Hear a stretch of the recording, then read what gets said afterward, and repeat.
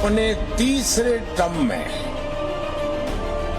मैं 3 गुनी ताकत से काम करूंगा।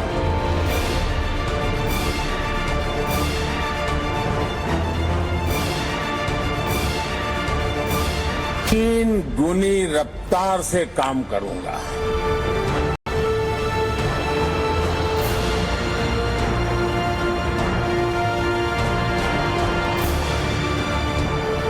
ये मोदी है, यहाँ किसी का दबाव वबाव नहीं चलता है।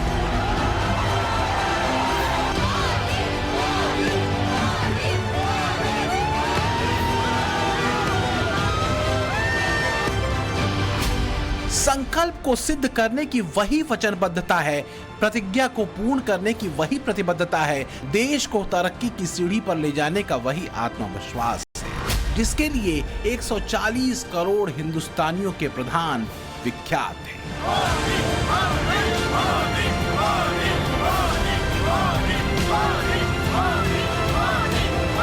वोट के गुणागणित में पिछड़ने के बावजूद सरकार की हैट्रिक लगाने वाले प्रधानमंत्री मोदी के न सिर्फ शब्द शब्द में यकीन परिलक्षित हो रहा है, बल्कि पिछले 100 दिनों में जो काम हुआ है सरकार का और अगले 200 दिनों के लिए जो खाका खींचा है प्रधानमंत्री नरेंद्र मोदी ने, उसमें विकसित भारत को लेकर उनकी जिद, उनका जुनून दिख रहा है। बताया जा रहा है कि अगले 200 दिनों में 30 लाख करोड़ की परियोजनाओं को तमाम अलग अलग मंत्रालयों को जारी करने के निर्देश दे दिए गए हैं। इसका पूरा खाका तैयार कर लिया गया है और पीएमओ के सूत्रों से यह भी जानकारी मिली है कि इसके लिए बाकायदा सभी बड़े मंत्रालयों को सूचित कर दिया गया है कि उन्हें बड़ी परियोजनाओं में बड़े खर्च करने हैं। ज्यादा पैसे इंफ्रास्ट्रक्चर व किसानों गरीबों पर खर्च होंगे। हॉस्पिटैलिटी, टूरिज्म, आदिवासी, रेल कॉरिडोर, लखपति दीदी, मरीन यूनिवर्सिटी की स्थापना, न्यू मेडिकल कॉलेज या तकनीकी एजुकेशन हबों से जुड़े हुए मदों पर अगले 100 दिनों में बड़े पैमाने पर खर्च होने हैं। पिछले 100 दिनों में जो योजनाएं शुरू हुई हैं 15 लाख करोड़ की, उसे निर्बाध रूप से आगे बढ़ाने का लक्ष्य है। सूत्रों के मुताबिक इसका उद्देश्य तेज आर्थिक विकास और विदेशी इन्वेस्टमेंट को बढ़ावा देना है, लेकिन सिर्फ इतना भर नहीं है।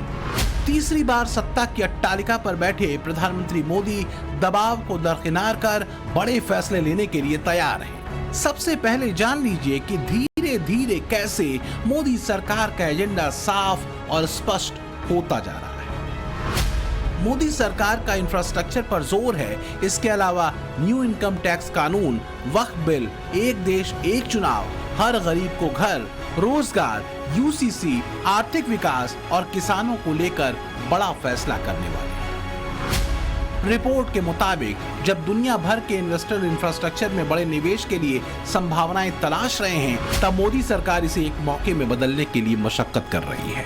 पीएमओ सूत्रों की माने तो सभी मंत्रालयों से कहा गया है कि वो न्यू आइडिया पर काम कर योजना तैयार करें, उसकी मंजूरी लें और काम तेजी से शुरू करें, क्योंकि पीएम मोदी का फोकस बुनियादी ढांचों को मजबूत करने पर है।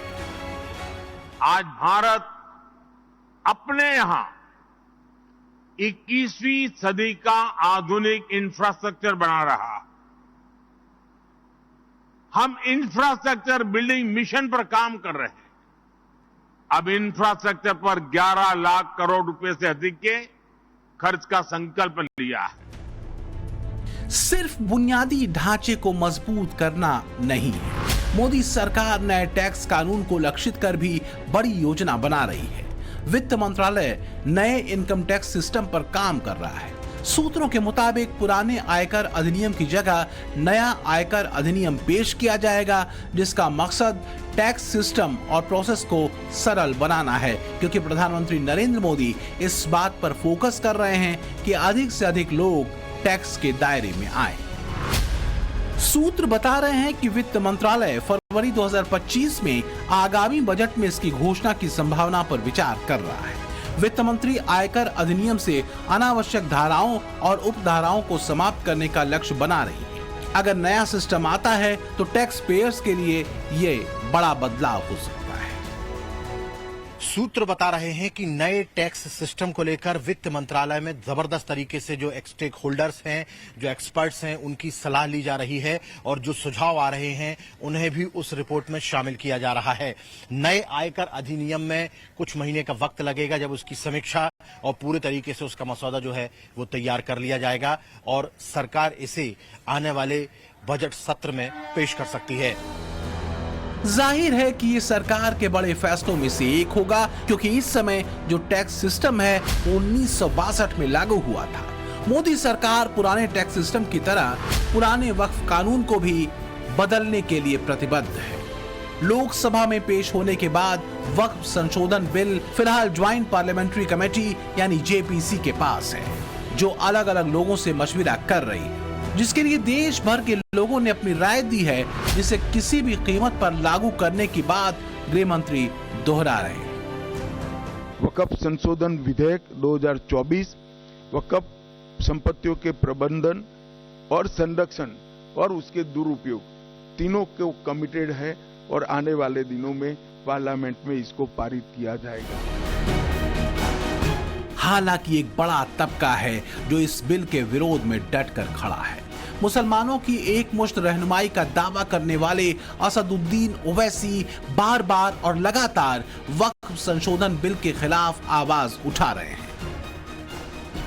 उस एक्ट में, इस बिल में ये भी कह दिया गया कि इस बिल को कानून बनने के बाद या उससे पहले जो भी वक्फ प्रॉपर्टी है, अगर वो गवर्नमेंट कब्जे में है तो कलेक्टर तय करेगा और कलेक्टर फैसला भी दे सकता है।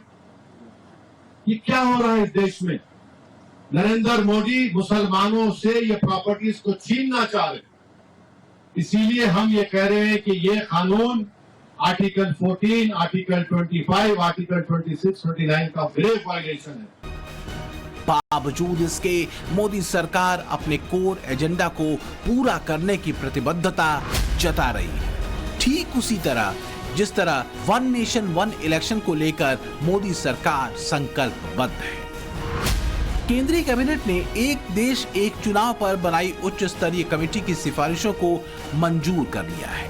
कमेटी की सिफारिश के मुताबिक पहले चरण में लोकसभा और विधानसभा के चुनाव एक साथ कराए जाएंगे। इसके लिए संविधान के अनुच्छेद 83 और 172 में संशोधन करना होगा। अपने दम पर बहुमत का आंकड़ा नहीं होने के बावजूद मोदी सरकार इसे लागू कराने को लेकर आश्वस्त है।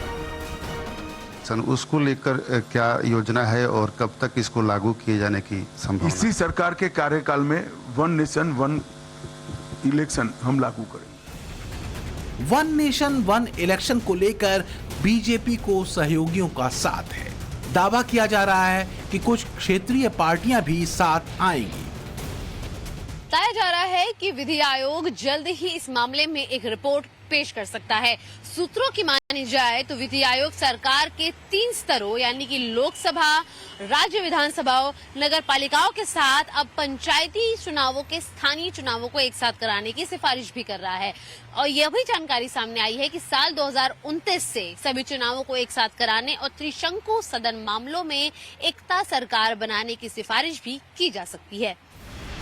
मगर इंडी गठबंधन के बड़े दल खुलकर इसका विरोध कर रहे हैं। आरोप है कि बीजेपी की मंशा चुनाव आयोग को कठपुतली बनाने की। वन इलेक्शन बहुत बड़ी साजिश है लोकतंत्र को खत्म करने की और चुनाव आयोग को खत्म करने की।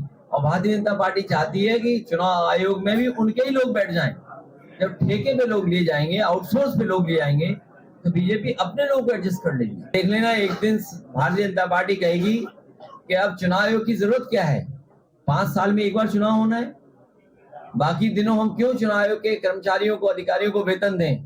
तो ये चुनाव आयोग को भी आउटसोर्स करना चाहते हैं। सियासी शत्रुओं के विरोध के बावजूद मोदी सरकार वन नेशन वन इलेक्शन को लेकर आक्रामक है। जितना यकीन एक चुनाव को लेकर है, उससे ज्यादा मोदी सरकार हर गरीब को घर देने को लेकर भी आश्वस्त है।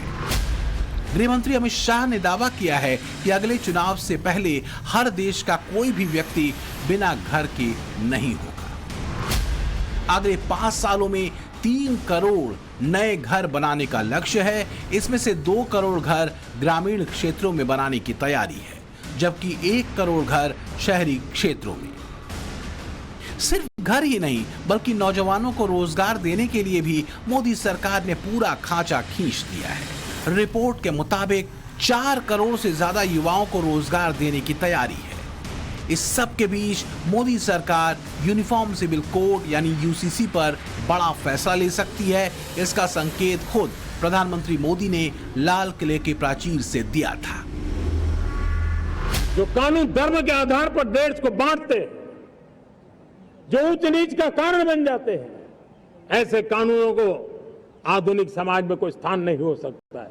और इसलिए मैं तो कहूंगा, अब समय की मांग है कि देश में एक सेकुलर सिविल कोड हो।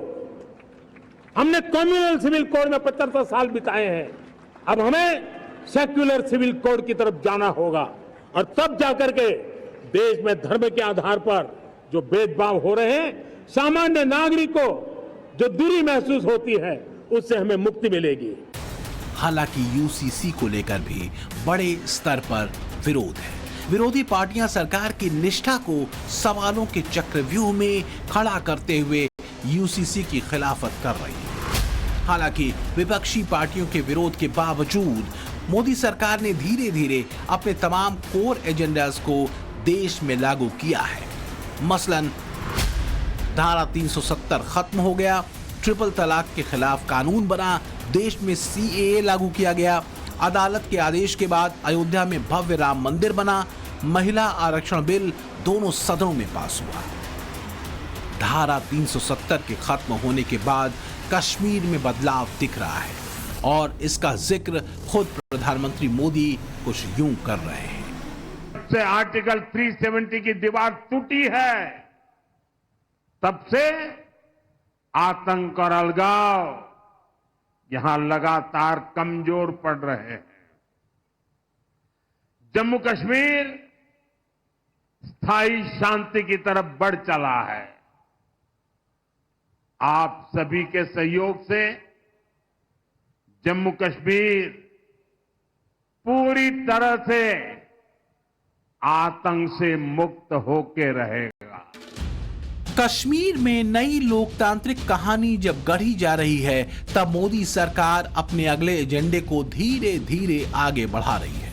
मोदी सरकार का दावा है कि गांवों, कस्बों और शहरों में सभी घरों में स्वच्छ पेयजल, हर घर नल से जल मिलेगा। प्रधानमंत्री सूर्य घर मुफ्त बिजली योजना के तहत गरीब परिवारों को मुफ्त बिजली दी जाएगी। 2036 में ओलंपिक खेलों के लिए बोली लगाई जाएगी।